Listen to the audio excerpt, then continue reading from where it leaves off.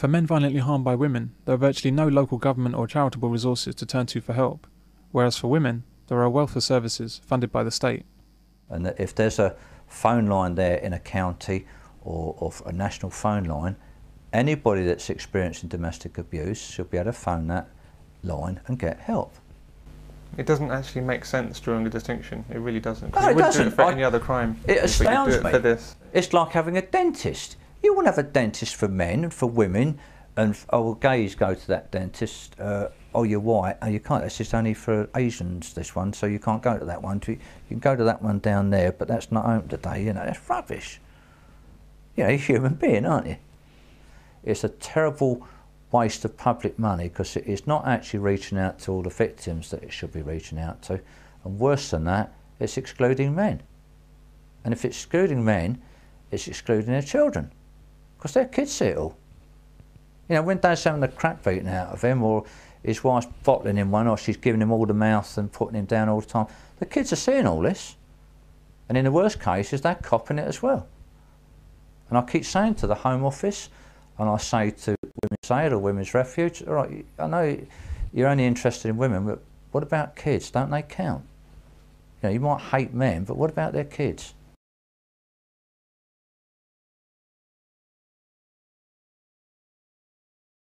This is yet more hatred of men, but such is the commonality of such anti-male sentiment, you might not immediately see what I mean. Of all the services available to assist domestic violence victims, only refuges are exclusively for whites.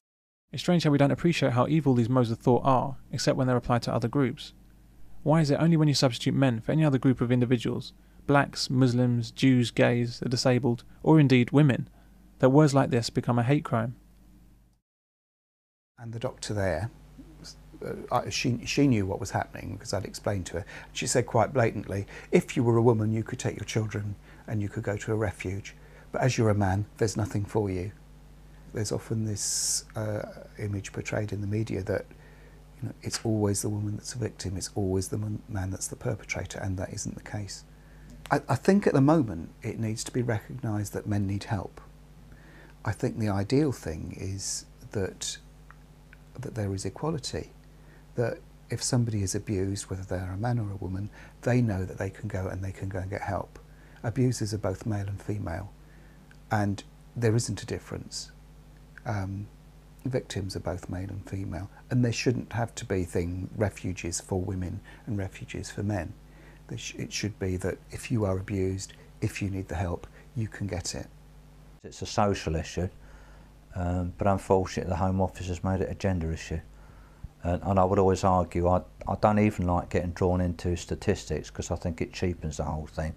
And I always say that if we are living in a truly equal society, then if only 1 in 1,000 victims is a man, he should be able to get the same sort of help as the 999 women.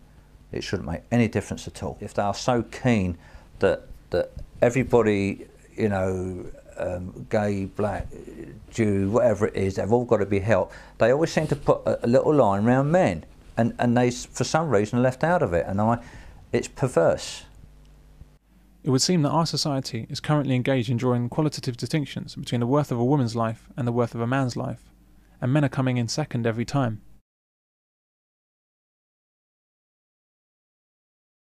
But maybe the BBC is not hating on men. Maybe I've misjudged them.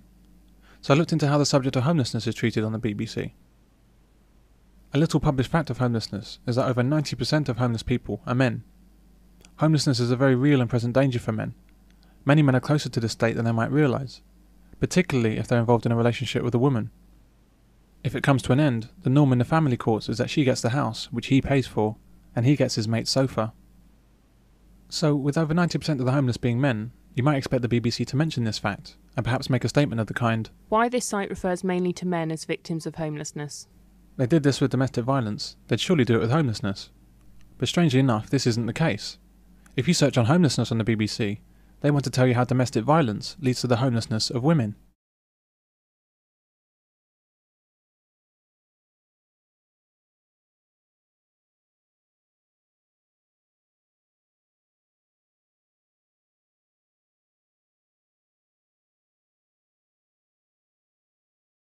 But we should look at what this actually means instead of what we're led to believe.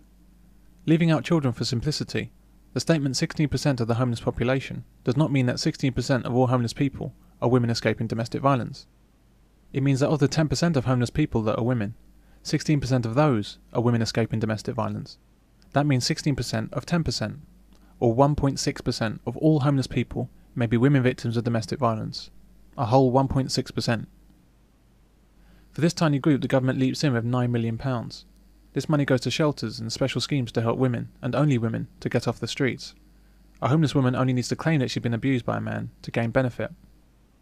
In the meanwhile, the overwhelming majority of the homeless, men, are left to languish on the streets with neither help nor interest from the government or the news media. Many of these men are made homeless by court orders for domestic violence, preventing them living in their own houses, even when it's the women who've been violent.